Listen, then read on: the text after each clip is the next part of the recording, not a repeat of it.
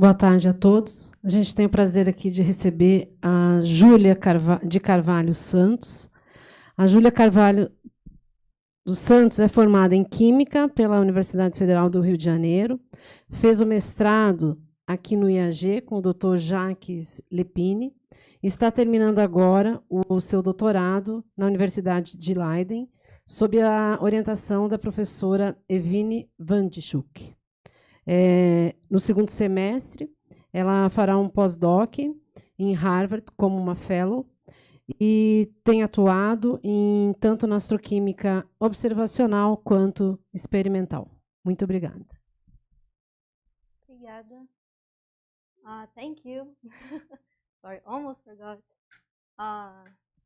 So I've been told there are some people here who are not from Brazil, so I'm going to present in English. Hopefully that's fine. I'm very excited to be showing today some of my results from my PhD on astrochemistry. And in this presentation, I'm going to focus on sulfur, so the element sulfur, but I do have other works on other kind of molecules, so I'm happy to also discuss that if anyone is interested. But yeah, so this is only possible because I have many amazing collaborators. Here are just a few of them that are directly involved in those works, but it's not an island. Okay, so maybe some of you are aware of this plot, but it's a very nice plot that has been, it was made by Brett McGuire for his astrochemical senses in 2022. And this plot is very nice because it shows the cumulative number of detected molecules in the interstellar medium over the years. And as you can see, back in 2022, when this was first published, this curve was just increasing, very sadly, and even maybe accelerating a little bit in the last couple of years. So what's interesting is that since then, in this year, 2025, we have detected actually 332 molecules. That's not including isotopologues, only really different molecules in the ISM, which puts us somewhere around here. So you can see that really we are only just now beginning to really grasp the full extent of the chemical inventory of the ISM. So there are many different kind of interesting molecules we can see there. And as I said before, we can detect all sorts of different molecules with all sorts of different, elemental configurations. Most of them are organic in nature, meaning they contain at least one carbon atom. But in this talk, I want to raise your attention to molecules that contain sulfur. Here, this element, because as you can see, basically sulfur is a very abundant element. It's one of the most abundant elements in space. And it's a very important element when it comes to astrobiology because it's one of the primary biogenic elements, meaning that it's essential for every kind of living organism. And when it comes to molecules in the ISM containing sulfur, we can actually detect, quite a different number of molecules that have sulfur in them. Back in 2022, this was 30. So, between the 200-something molecules detected back then, 30 contained sulfur. And since then, we have been detected many more molecules that have sulfur in them. But one thing is interesting when it comes to sulfur is that although we can see a large different number of molecules that contain it, when it comes down to the amount of these molecules, so the column densities of the molecules, of the abundances, we actually, something weird happens because when we start looking at, diffuse clouds, diffuse environments, we can detect abundances of sulfur. They match the abundances that we would expect based on the cosmic elemental abundance. But then, as we go to denser and denser environments, like in dense clouds, then we start to see less and less of the sulfur. And this continues to be a thing, even when we look at protostars, where the environment is warm enough that, everything should be in the gas phase. Everything that is not refractory. So that kind of brings us to this, interesting question that right now is a hot topic in astrochemistry because we basically don't know where most of the sulfur is hiding. We have this missing sulfur problem where in dense environments we can only detect up to a couple percent of the expected abundance. Okay, so in the past, when this was first mentioned back in the 80s, what people thought is that, okay, this missing sulfur is probably hiding in the form of H2S ice. H2S is this molecule here that is like water, but instead of oxygen, it has a sulfur atom, and it's supposed to form very efficiently on the surface of the interstellar dust grains when you have sulfur atoms reacting with hydrogen atoms and you form H2S. And this should build up this H2S ice, and ice is just much more difficult to observe than gas molecules. So people thought probably the sulfur is hiding as H2S. That's a very interesting theory, because water is so efficiently formed in the ices, so why H2S should not? All the models predict is very efficiently formed. But the problem is, although we can, it's harder to observe ices, but it's not impossible. We can look at the ice spectra and try to see if we can see H2S there. And people have done that. And what they see, here is an example. What they see is that this is the infrared spectrum observed towards this massive protostar called W33A. And basically this absorption feature you see here is due to ices. But infrared regions are really convoluted, very blended. It's very difficult to identify specific molecules. And the region where H2S is supposed to appear is this one, which is very much blended with methanol, which is a very abundant ice molecule. So basically what people do is they fish the methanol based on other spectra, other absorption features in the same spectra, and then they see what's the upper limit for H2S. And the thing is, when we look at the upper limit, it still is not enough to explain the missing sulfur problem. It's still like 2.7% with respect to water. That would be all of it, and we can only really get to about 1%. That's the upper limit that we have. So H2S is apparently not the El Dorado of the missing sulfur. But now we have two problems, because one, we don't know where the missing sulfur is, and two, we don't know what happens to H2S, because all the models predict that H2S is being formed so efficiently. So what is happening to H2S? This is the first question I'm going to address in this talk. So in the first part of the talk, I'm going to show some results that I have from an experimental work where we try to see some of the ways that H2S must be destroyed, because we don't see it in the ice. So somehow it must be, becoming something else. Okay, so the idea behind this project specifically is that, I have been talking about what we don't see. We don't see H2S, but we don't see H2S in the solid phase. We do see it in the gas phase. And we also see quite a lot of different complex organic molecules as a jargon in the astrochemical field, which means basically an organic molecule that has 6 atoms or more. That's not complex for chemists in Earth, but it is complex for astrochemists. So that's what we call complex organic molecules. And we can actually detect quite a large number of comps that contain sulfur. So here are just a few examples, but we have many other examples, that have been detected recently. And when we look at comets, which are thought to at least in part inherit the ice content from the ISM phase, and then later becomes incorporated into these comets.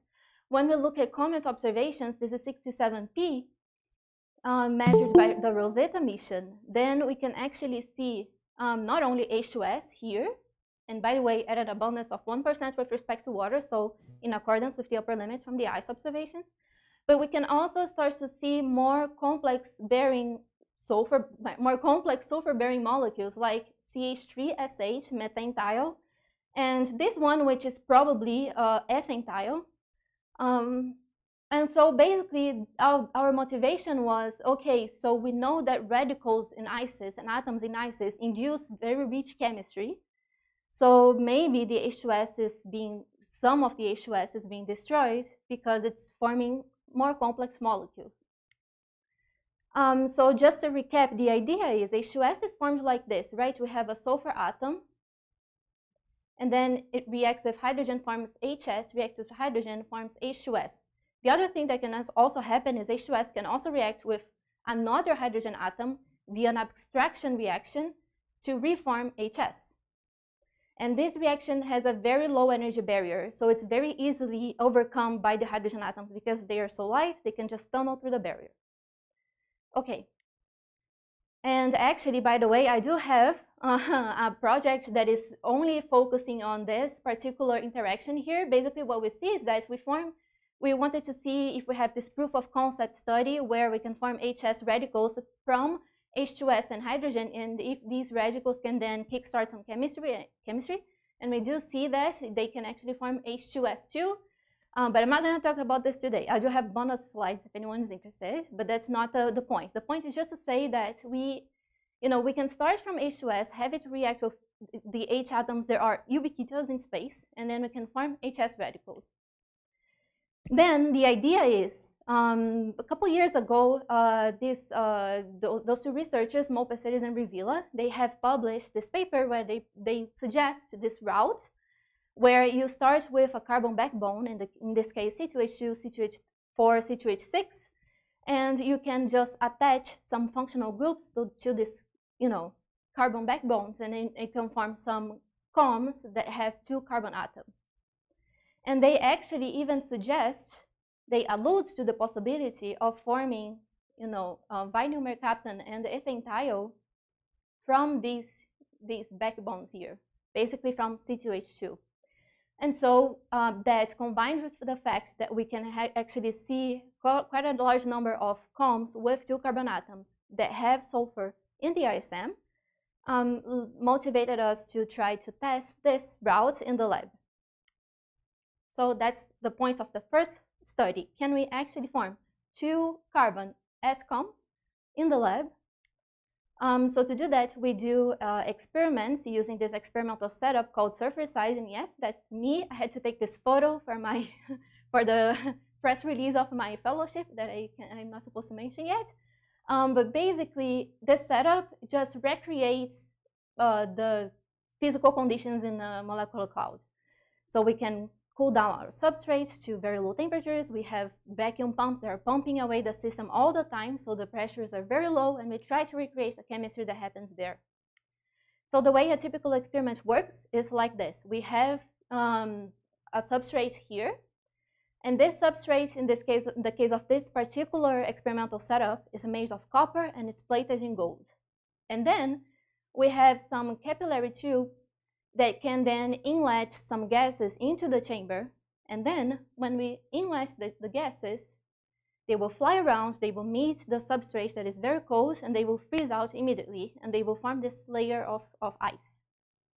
And we can analyze this ice using infrared spectroscopy. In the case of this setup specifically, we use reflection absorption infrared spectroscopy, but you can also do transmission spectroscopy. Okay, and then we're done with the experiments. And we deposited a couple of ices, and maybe some chemistry happened. The other thing that we do is what we call the temperature programmed desorption experiment, TPD, which is basically we just heat up the substrate temperature at a constant rate, let's say 5 Kelvin per minute, for example. And at different temperatures, different molecules are going to sublimate from the ice, and they're going to go to the gas. And when they go to the gas phase, we have a quadruple mass spectrometer, a QMS, that can capture those molecules and then can analyze, the molecules that came out. So we can you have 2 ways to see what was in the ice. Okay, so in this particular work, what we wanted to do was deposit together C2H2, which is also probably in the interstellar ices, together with H2S, which is a stable molecule, unlike the radical S8. And then we also expose them to hydrogen atoms to form S8 radicals and see what happens. And that's what happens, basically. So this is the spectra that I get from my TPD measured by my QMS after my experiments. And if you see here, each peak in this thing here is at least 1 product. And as you can see, we can actually form quite a large number of products. I identified 6, there are more, but I stuck to the 6 most abundant ones. And so it's very prolific, actually. Okay, so starting with the most important products, we have vinyl mercaptan and ethane thiol. Those are these two molecules here. And basically, we can confidently assign them because we see their peaks in the QMS. We can look at the fragmentation pattern. Those peaks in the QMS are going to have different mass to charge ratios. It's the way we measure those fragments. And we can compare them to standard values from the literature, from databases. And when we compare them, they match pretty well. And the other thing is that we can also look at the infrared data measured at 10 Kelvin. So while it's still in the solid phase before it sublimates. And we can see the absorption features for those two molecules here showing up in the spectrum in red, which is at 10 K. And when we do a control experiment here in gray with no hydrogen, meaning we can't have any HS formation, in this case, we don't see the absorption features at all. And when we do the TPD and we look at the infrared data in this temperature interval where we see these peaks coming out, we also see the features disappearing at the exact same time. So the ice is disappearing when we see the molecules in the gas. So all of this comes together to say we can very confidently assign those two molecules, which is really nice because it shows that they form at 10 Kelvin with no additional input of energy in the solid state. Okay, we can also detect some other interesting molecules. We also see this one, which is a molecule that contains two sulfur atoms, but unlike ethane thiol and vinyl mercaptan, which have been detected in the ISM so far, ethane diethyl has never been observed, and it's probably hard to observe because it's a large molecule with two sulfur atoms. It's already hard to see one sulfur, but we just see it very efficiently, very, very confidently. The fragmentation pattern matches pretty well the literature. And we also tentatively assign two other molecules that are smaller, but also more reactive. So they are harder to really identify, which are those two, thioketene and thioaldehyde. The reason why it's tentative, it's because those two molecules are very reactive. They are very unstable. We can't really do any standard measurement with them because they just, degrade. So that's why we can't really make a confident assignment, but everything points to this being a reasonable assignment. Okay, so after we detect all of these molecules, we want to know how the chemistry works in those environments, right? What's the chemical network behind the experiment? And that's what we do. We basically have to combine laboratory experiments with calculations like quantum chemical calculations from the literature, and also some that was performed in-house by Dr. Henrique Romero. And basically, we combine all of these to try to pinpoint the reactions that are governing our chemical network. And that's what we see.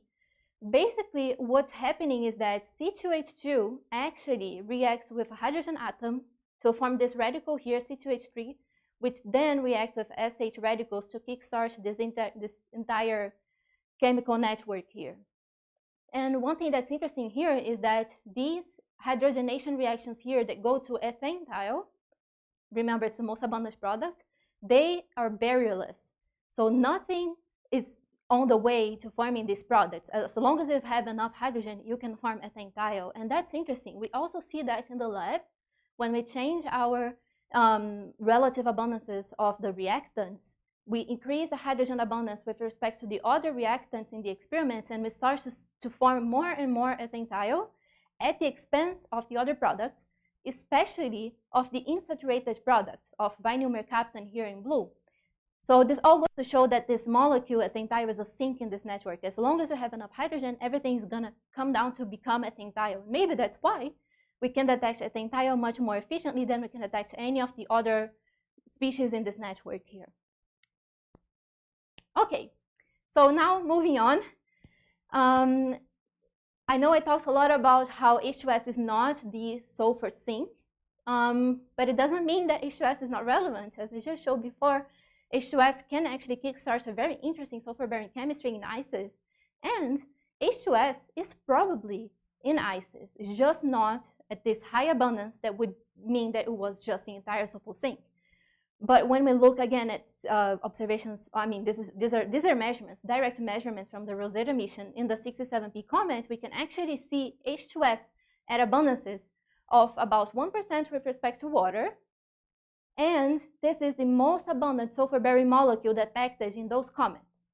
So H2S is still relevant.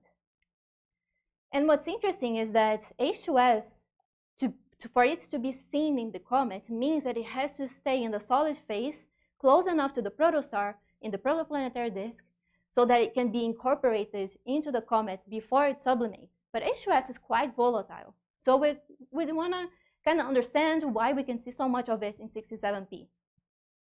Okay, so this is just a little cartoon that shows that you probably know this already, but right when we have a protostar, low mass protostar, we have a protostellar envelope here, and then we have ices that are pretty much pristine at the very edge of the cloud. I mean, this is the edge of my core, you know, is to have a large cloud here. But you know, far away from the star, the temperatures are still pretty much low enough that the ice is still pristine. So you have the way the interstellar ices are is they are stratified. So you have a dust grain in the center, and around it you have a water-rich ice, and around this water-rich ice you have a CO-rich ice. And I can go into details about why this happens later if anyone is interested, but just trust me, this is how ices are. And the thing is that when we heat up the environment, meaning when these dust grains, they infall from the edges towards the center, temperature increases, and then whatever is in the ice phase, when it reaches their sublimation temperature, they will sublimate. And it's interesting to try to kind of constrain how the sublimation behavior works, because it's going to determine if the molecule is in the solid phase, it's in the gas phase, when you form planets, when you form comets. And that's actually why it's so interesting to constrain those snow lines. I don't know if anyone has heard the term, but you know, at some point you get close enough to the protostar that your ice has energy to sublimate, and that determines the snow line of this ice. And whatever is forming inside the snow line is going to be, this molecule is only going to be available in the gas phase. So it can, contribute to the atmosphere of the planet, for example, but it cannot contribute to the core, for example. But if you have comets forming very far away, then they can still have some of these volatile molecules. So the whole idea of this second project is, can we constrain the sublimation behavior of H2S? Funnily enough, this has never been done in the lab. So I guess it's like high time we do it. So that's what we do in the second experimental project. So for this project, I actually went to a different lab. I went to the CFA at Harvard, and I did some experiments in Karin's lab. And this was a very short, stay there. So I'm really happy with the outcome. I only had 5 weeks there, so I had to crank up experiments almost every day. But I got to use this very nice setup here called Space Kitten, which it's pretty much the same as the one I mentioned before. Only difference is the infrared is not in reflection mode, it's in transmission mode. It goes through the sample. That's the only difference, basically. Okay, so I don't want to bore with too much details on the kinetics of this. So if anyone is interested, we can discuss better. But basically, we wanted to constrain binding energies here and the sublimation behavior of H2S. So we do a couple of different TPG experiments, and we can fit this TPG spectra. Basically, it gives us the desorption rate, so how much of the molecule is desorbing per temperature unit. And we can fit this with this expression here called the Polanyi-Wigner equation, and this gives us the binding energy. It's more complicated, but that's the gist of it. And we actually have 2 different regimes that we want to get the binding energy, right? Binding energy is going to depend on the interactions of this molecule with the substrate and whatever is around it. So we want to know how H2S, what's the binding energy of H2S when it's surrounded by other H2S molecules and when it's on a substrate made of water, because water is the most abundant ice in space. So it makes sense that H2S is going to be mostly interacting with water. So we want to constrain both scenarios. In this case here, we did experiments looking at the binding energy of H2S interacting with other H2S molecules, and what we get is basically this mean binding energy here of around 3100 K. And then we also do the same kind of analysis, but a little different, because now we want to have very little coverage ice. We call it submonolayer ice because it means that the ice is not fully covering one layer on top of water. We have water, and then we have a very low coverage of H2S ice on top, so that the interaction of the H2S is really dominated by water. And this is what we get. This is the result of the TPG. You can see how at 1.6 monolayers, 1.2 monolayers, the profile of the TPG is very different from 0.6 and then downwards. That means that at 0.6, we really got to reach the submonolayer regime, which was key here. So we are really seeing, you can see how the desorption behavior is completely different. And the interesting thing here is that if we try to fit a Polanyi-Wigner curve to the submonolayer H2S desorption, it doesn't work. This is what happens if I try to fit only one Polanyi-Wigner to it. It doesn't fit at all. And that's a well-known phenomenon. Everybody in the field is aware of this. This is a problem that we have because when we have water ice, this is, by the way, this is amorphous water ice deposited at 100 Kelvin, so it's non-porous but still amorphous. We have multiple different binding sites in the surface. It's not only one binding site. So we need a range of binding energies to describe this desorption. And that's basically what we have to do to analyze this data here. So the way that we deal with this is we do a linear combination of Polanyi-Wigner curves to try to describe the submonolayer desorption.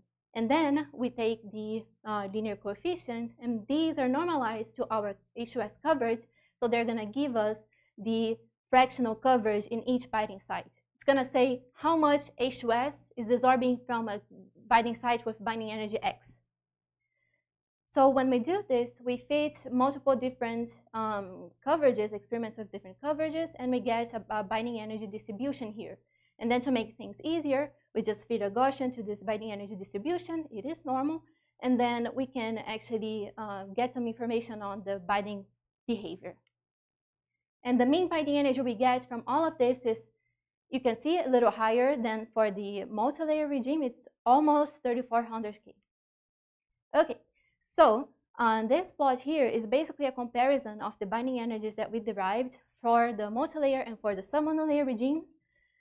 You can see that the submonolayer binding energy is higher than the multi-layer binding energy. That's interesting because sorry? Oh, sorry, I thought someone said something.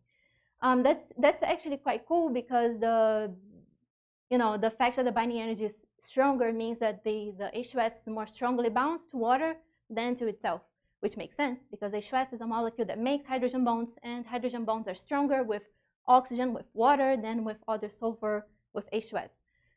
This is all very nice. And also when we reduce the coverage, and that's very important to modelers of snow lines, when we reduce the coverage here, the binding energy increases. And that makes a lot of sense because basically when we have this surface of ice, it has different binding sites. Some are shallower, some are deeper. And when you increase the temperature, before the molecule sublimates, it has enough energy to diffuse. And when it diffuses from the shallower site and it finds a deeper binding site, it allocates into this deeper binding site. So this pretty much increases the sublimation temperature of this molecule. So when you have lower coverages, your TPG peak, it's only gonna see the molecules coming from the deeper binding sites. It's not gonna count the shallower ones. You're only occupying the deeper ones. So this means that at lower coverages, the binding energy seems smaller. This mean binding energy value. And that's interesting because when we look at theory data, as I said in the beginning of the part 2, this kind of sublimation dynamics for H2S has never been constrained in the lab, but people have tried to do it, computationally. And there is a key limitation on computations when it comes to this, because as you can see, most of the binding energies that people have derived here, they underestimate the actual binding energy that we measured in the lab. In some cases, we get, the lab measurement is close to their upper limit. In some cases, it's completely off.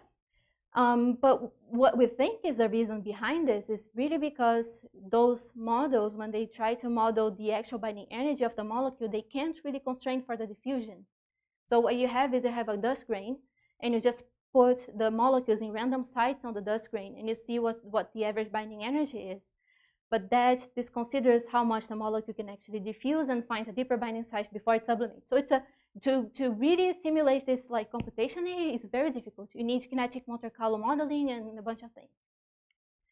Okay, so the other thing that I also looked at is at H2S entrapment. So what happens is, when imagine you have this water ice, right? Water is the most abundant ice element, and it's a very thick. We have a lot of water. Actually, all the water that we have on Earth, the most accepted theory is that it came from space. Water is formed very early in clouds, and it's very abundant. The interesting thing is that H2S, it's probably mixed in water. That's basically what we believe it's most likely. And when you have anything, including H2S, that is mixed in water, water is actually, it's volatile, but it's not. It's on the edge of the volatile for ices. It sublimates at around 160 Kelvin in the lab, and in, for example, midplanes of protoplanetary disks, that's like 100, 130, close to 1 AU. So it's very, very, okay, I wouldn't say refractory, but it's not very volatile. And what happens when you have something that is volatile mixed in a less volatile matrix is that you might reach the sublimation point of this molecule, in this case H2S, but it doesn't have any way to sublimate. It doesn't have any channels to the surface, so it's trapped in this water ice. And then it only sublimates when water itself desorbs. Okay, so that's the concept of entrapment. And it's actually pretty relevant because it's going to change these no lines of molecules, and it's going to affect the C/O ratio that people use to characterize planets. So it's quite relevant to constrain entrapment, and we do this for H2S. And what we see is very interesting, is that H2S, this is a TPG spectrum of H2S mixed with water. This peak here is what we call a volcano-desorption peak, which happens when we have H2S trapped in water, and then water crystallizes, and then it cracks. And the ice cracks, and you open channels to the surface, and all the entrapped H2S sublimates. You can see the volcano peak is super, super high, and it's much higher than this other peak here, which is the actual H2S sublimating from its, normal binding energy region. So it means that H2S is entrapped a lot. It's very efficient. And for comparison, what we decided to do is, okay, let's give a test, and let's test the entrapment of another molecule that is as volatile as H2S, sublimates around the same temperature as H2S, which is CO2. Both of them, as you can see here, have, monolayer sublimation peaks at very similar temperatures, so they are similarly volatile. But CO2 is very different from H2S in interactions-wise with water. The intermolecular interactions of CO2 with water are much weaker than of H2S with water. H2S makes hydrogen bonds. CO2 can, but they are, extraordinarily weak, and it's mostly dominated by van der Waals interactions. Okay, so the whole point is H2S is very efficiently entrapped, and it's more efficiently entrapped than other similarly volatile molecules. So we tried a couple of different mixing ratios. You can see here, this is like 5 water to 1, and then we go to higher dilutions up until like 17 to 1 water to H2S, and this entrapment is crazy high. It's like it goes to 85%. That's pretty much all of the H2S is entrapped. When we compare to CO2, this is the ratio of 14 to 1, so it should be around here, and it's only 50%. So this really points at this very interesting mechanism of entrapment that might be related to intermolecular forces, though some other factors might be playing a role here, something I'm going to explore in my postdoc. So yeah, very excited about this. But the whole point of this entire part of this presentation was to talk about, okay, what does this mean to astronomy? Like, how can we translate this to actual, planet forming regions? So it's interesting because we can actually take those binding energies that we measure in the lab, and then we can translate them to sublimation fronts or snowline positions in midplanes of protoplanetary disks. And that's what we do in this work here. So remember I mentioned the multilayer H2S binding energy, the submonolayer H2S binding energy. That's what we have here. I use this expression here with a bunch of different parameters that I can explain better if anyone is interested, but I really want to I don't want to stay too long on this topic, but if anyone's interested, I can discuss better. But basically, we take these measured values, and we can convert into sublimation temperatures, and then we take this disk profile. This is a temperature profile for a typical T-Tauri disk that was based on measurements of a sample of like more than 20 T-Tauri disks. And then we just kind of find out what's the AU of the snow line. And we have H2S interacting with water, sublimating here a little bit, closer to the protostar than 6AU. A little bit further to the protostar is if H2S is pure, if it's segregated, if it's H2S interacting with other H2S molecules, which is unlikely. But what's interesting is that, as I mentioned before, 80% in our experiments, 80% of the H2S is entrapped in water. In realistic interstellar conditions, it's probably going to be even more than that, because in my experiment we did ratios of like 5 water to 1. That's 20% of H2S. If you remember the measurements in 67P and in interstellar ices, we actually have it should be around 1% with respect to water, right? Measured in 67P, it's 1%. Upper limit in ices is 1%. So probably everything's going to be entrapped, is what we are guessing. Which means that the sublimation front of H2S is actually going to be, shifted inwards by a factor of 3. And that's pretty cool, because it means that H2S is going to be retained in the solid phase throughout the entire comet formation zone, throughout the entire formation zone of asteroids that are water rich. So it's going to be incorporated into these planetesimals, which then later might be able to deliver these molecules to terrestrial planets. So it's cool to see that H2S actually remains conserved in the ice, where it can react, form more complex molecules and everything. Okay, so I'm gonna move on to the last part of this talk. So I know I mentioned before that I work with experiments and observations, so I've been talking about experiments a lot. I want to show a little bit of my observational work too. And I've been talking a lot about what we can't see in the ices, a lot about what we can only see in the gas phase. So I thought I should talk a little bit about the sulfur molecules that we can actually see in ices. And those are OCS. OCS has been detected towards, many different lines of sight. So this is a very well constrained and well accepted detection. And we have SO2, which has been observed for the first time in 1997, quite a while ago, but only recently it has really been confirmed thanks to JWST. So these two molecules, OCS and SO2, are clearly very interesting candidates for us to do a comparative study.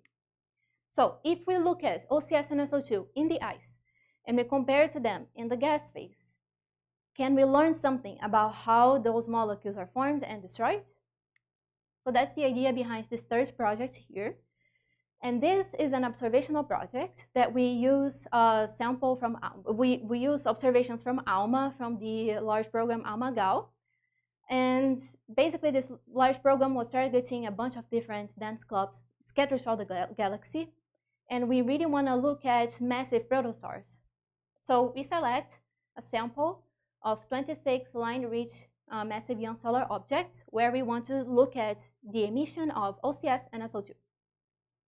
Okay, so in our case, we want to compare ice and gas. And the way that we want to do this is, remember when I showed before the cartoon of the protostar and the envelope and the ice that was falling into the protostar? When the ice reaches a region close enough to this protostar that the environment is warm enough, the entire ice content sublimates. And everything goes to the gas phase. And we can actually observe those regions, and that's what we call hot cores, which are regions, very compact regions around protostars that have very strong and very rich molecular line emissions. So we want to look at SO2 and OCS in those compact regions because we want to see if they link to the ice observations from the envelope, and we want to see if in those regions we can actually see the ice that's sublimated. So that's what we do here. So we really want to constrain to this compact emission. In order to do that, we only observe the minor ice topologues of SO2 and OCS, not the major ones, so we don't have any problems with extended emission. We don't have any problems with line opacity. We really constrain to minor ice topologues for this reason. Okay, so jumping directly into what we find. So the way that we compare those abundances, molecular abundances in the, in observation in the field is normally we always compare column density ratios. We take the line emission and we convert this to a column density. And if we just compare, absolute column density values, then each source is going to be different because each source is has a slightly different luminosity, and it has a different chemical history, so to say. Beginning conditions differ a little. So a way that is more straightforward to compare those column densities is if we normalize them to ratios. So that's what we do, column density ratios in astrochemistry.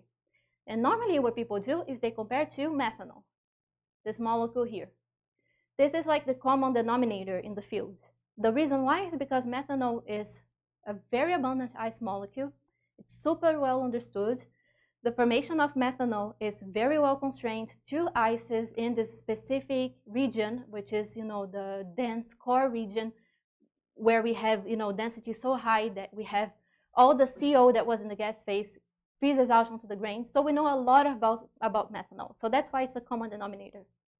Okay, so starting with OCS, these are the points that I get from our ALMA sample to the gas phase OCS over methanol.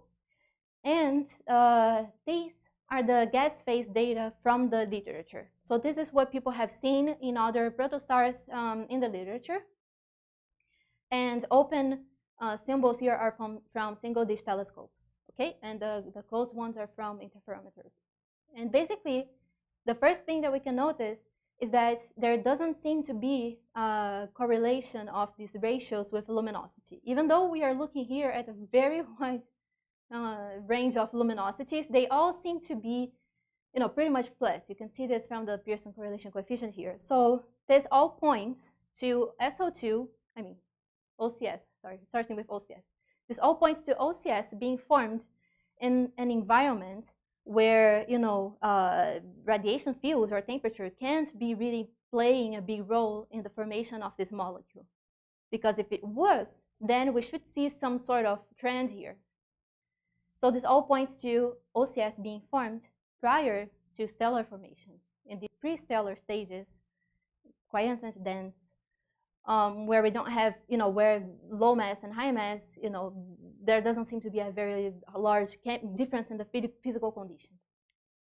Okay, now we compare to ice observations, which are these here. And what's nice is that we can see that the ice observations match pretty well the gas phase observations. They are very, very close. And what's nice is that now we have so many data points, we can actually make this nice statistical analysis of the data points. That's what we do here. This is an abundance distribution plot, which is basically just showing us, the log of the abundance over, versus the number of sources, or the other way around. So it's just showing us how spread data points are and if their median values are close. And what we see is that the spreads are similar between ice and gas. Blue is the gas phase in this work, and yellow is the ice. And the median values are actually also very, very close. They are only different by a factor of 3, which is very small for this kind of observations, especially considering the uncertainties that we have. So this all points to OCS being formed in a pre-stellar stage in the ice simultaneously to methanol and then sublimating to the gas phase. It points to being simultaneous to methanol because the abundance distribution is so small. If OCS was being formed in a different stage, in a different time, in this in the collapse of the cloud, then we should actually be seeing a larger spread because they would be suffering different dependencies throughout their life. But the fact that they are all very similar points to them being formed in the ice in similar timescales. And that makes sense with how we think OCS is being formed. Because so far, the most accepted mechanism, I would say most proposed mechanism is CO reacting with sulfur atoms to form OCS. But the problem here is that For us to have CO in the ice phase, this has to be a very dense environment where densities are high enough for the CO in the gas phase to freeze out onto the ice. And that environment is very close to the core, where it's going to collapse to form protostar. And what's interesting is that when we are close enough to the core, then sulfur atoms are probably gonna be not in this atomic state, but actually be in the form of SH radicals or H2S molecules. Because we have so much hydrogen, probably they're all converted. That's actually what we see when we look at the isotopic ratios of H2S molecules in space. Basically, what we see is that it's probably formed together with water ice. So in an earlier stage with a lower density than when we have CO ice. So that's another thing that we suggest in a different paper that I'm not going to talk about, but I do have bonus slides if anyone is interested. But we do think that in addition to CO plus S, we can also have this interesting reaction here where CO reacts with HS radicals to form this complex intermediate called HSCO, and this one then will form OCS. But anyways, everything points to OCS being formed with CO as a precursor, just like methanol. Okay, when we look at observations of ices in dark clouds and in comets, everything ties together. They match pretty well. The dark cloud values are pretty much the same as the ice values, pretty much the same as the gas values, meaning that you form them in these clouds and then they go to the envelope. And the comet values actually are slightly above the medium values for the gas and ice in protostellar envelopes. That's quite interesting. Might mean that we have some extra processing of OCS in protoplanetary disks, maybe some extra selective destruction of methanol in protoplanetary disks, which has been proposed in the past. Not entirely sure, but it all points to OCS being formed early in the ice, then largely inherited until comets. Okay, now moving on to SO2. So SO2, as you can see, is a very different picture, very different. So in blue, we have the ALMA dataset numbers, and they are very spread, as you can see. Then in red are the data from the literature, and caveat, those light pink points here, they are all from the major SO2 isotope log. And only this red one here is from the minor one. So we only have one data point for SO2 that is really, really reliable, because the major isotope log can and probably does have effects from extended emission from outflows. SO2 is a very well-known outflow tracer. So just keep that in mind. But still, if we look at the overall data, it doesn't seem to have a very strong correlation with luminosity, which again could suggest that SO2, at least in part, is formed in this cloud stage prior to star formation.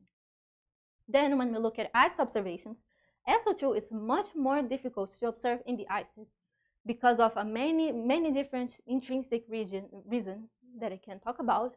But the point is, we only really have 2 data points and 1 upper limit for SO2 so far. Hopefully that's going to improve in the future with JWST. But so far that's what we have. And since that's what we have, we can't really do that nice statistical analysis of the distribution that I did before, but we can also still look at medium values. And what's interesting is that the ice medium values in the low mass and in the high mass cases are pretty similar. So that's again pointing to this ice origin prior to star formation. And the medium gas value also matches pretty well the ice value in massive sources. So all of that also suggesting that, at least in part, SO2 must be formed in the ice, then sublimates. That's what we see in the ice, but maybe in the gas phase, we also see other things happening. And we do think we have probably 2 other things that are influencing our ratios that we see in the gas phase, why we have such a large spread. The first reason is related to post-absorption reprocessing. So SO2 doesn't have any chemical route to be formed in the gas phase at low temperatures. You just can't form it in low temperatures in the gas. You have to form it in the ice. So when you see it in clouds, it has to be formed in the ice. But when we go to high temperatures, above 100 Kelvin, then we start to have some routes in the gas that become accessible to form SO2. That's why it's one of the reasons why it's an outflow tracer. And when we look at those observations here in hot cores, the temperature is above 100 K because we have fully sublimated the ice content. So we can also have some additional reprocessing here that is contributing to this large spread.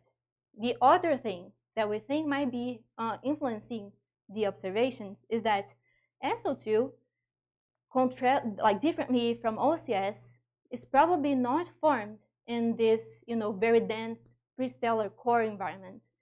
It is probably formed earlier in a lower density cloud stage. Why? Because SO2 is a very oxygen-rich molecule, as you can see here, right? It needs a lot of oxygen. And when do we have the most available oxygen atoms to form SO2 or molecules? That's not later when we are in this prestellar core stage, because by then, most of the oxygen is locked away into water. That's actually before, when we are still forming water in this low density cloud stage, where we still have oxygen coming in from the gas phase. And some of it, most of it, is going to be hydrogenated to form water, but some of it might interact with SO, or maybe H2S, or maybe HS, or maybe sulfur atoms to form SO2. So the SO2 formation mechanism, like network, is still not very much constrained at all, much differently from OCS.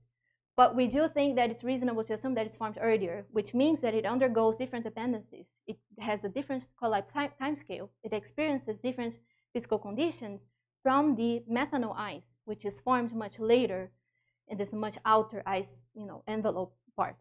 I would say ice mantle part. So we think both phenomena are probably influencing this large spread that we have here. And we can't really disentangle the two right now, hopefully in the future. Okay, so when we look at ices in dark clouds, then again, we see the same thing, the same interesting behavior where we start having less SO2 in the dark clouds. And then when we see the ices in protostars, then maybe we have less methanol, or maybe we have more SO2. But less methanol is unlikely compared to the other, if you look at OCS over methanol, for example. And then when we look at comets, then it's even higher, meaning that we might have more SO2, or maybe now we do have some selective methanol destruction. So this all points to SO2 being formed. Yes, a fraction of it must be formed in the ices, but then later it is more heavily reprocessed, at least more than OCS. So it's not as easily incorporated into planetesimals. It's inherited as pristine as OCS is. Okay, so if we compare the two ratios that I mentioned for our data set, OCS over methanol and SO2 over methanol, here it's very clear how the behavior is completely different, how SO2 is much more spread than OCS.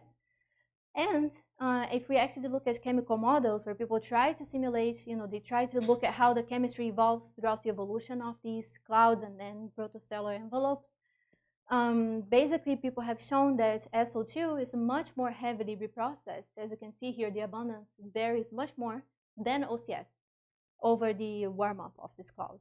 So yeah, everything just points to OCS being very pristine, SO2 not so much. Okay, and these are all the three projects that I wanted to talk about. I did mention two bonuses ones if anyone is interested, and I do have other projects that are not related to sulfur, as I mentioned before. Here are a few examples. I have this paper here that I'm really a big fan of. These are all mine.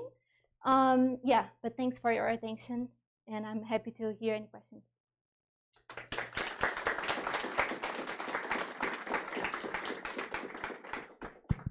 Thank you so much, Julian. Very nice talk. Okay.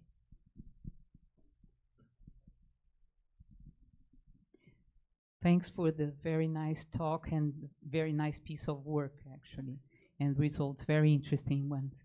I have a question regarding the entrampment. Okay, you have seen that this has the means to push H2S to the inner region of closer to the parent star, and therefore this might be an effect on the formation of inner planets like Earth-like planets, for instance, right? while molecules like methanol, they are certainly, they have to be formed further out, right? So, do you have any other classes of molecules that may suffer the same kind of entrapment, pushing them to the inner regions of around this, closer to the protostar? Yeah, actually, methanol is probably sublimating also very close to water, because the methanol is as volatile as water pretty much. It's just a little bit less. So methanol probably also sublimates close to the water snow line, just because its sublimation temperature is very similar to water. Right. But other molecules like CO, for example, they sublimate very, very much farther away. So I do think, so that's still very much, under construction. I do think there are other classes of molecules that are very efficiently entrapped, like H2S. One that I think is a case, for example, is ammonia and H3, because it also makes hydrogen bonds. But to be fair, we still need to constrain much better the entrapment behavior before we can really classify molecules like this. But for sure, any molecule that makes stronger interactions with water are going to be more efficiently entrapped. But those are also normally less volatile.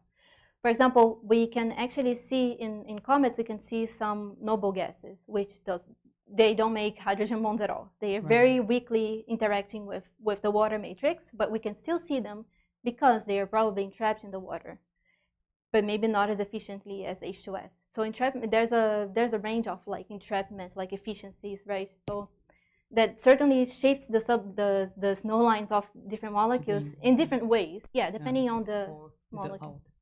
Yeah. Very interesting. Can I make another question?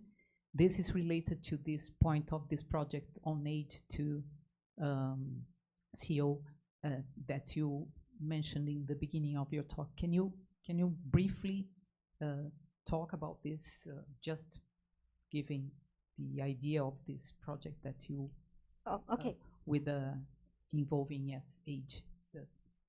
Involving which one? The SH or this one, methanol?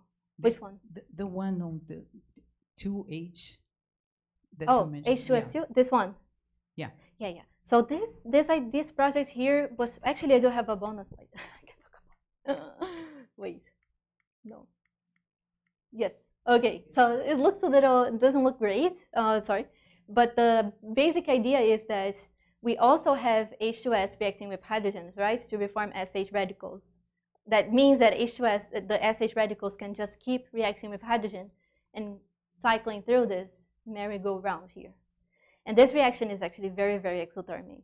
It's like 45,000 Kelvin. It's a lot of energy.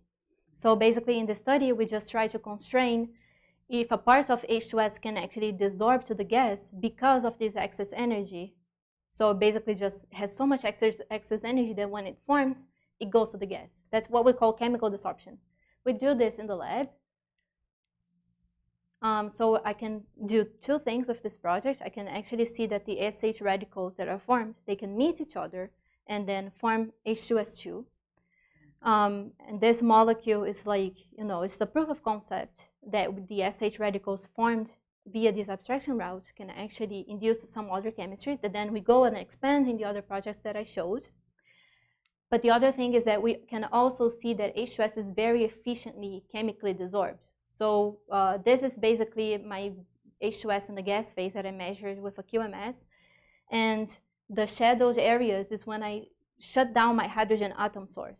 So I turn on my atom source and I see the H2S peak jumping. So lots of H2S coming to the gas. Then I switch down my atom source and it drops down to 0.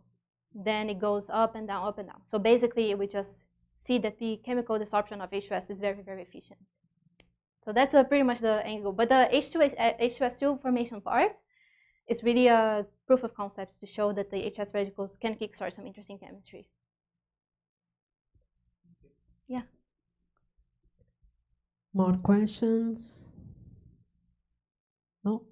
Thank you again, Julia. Thanks.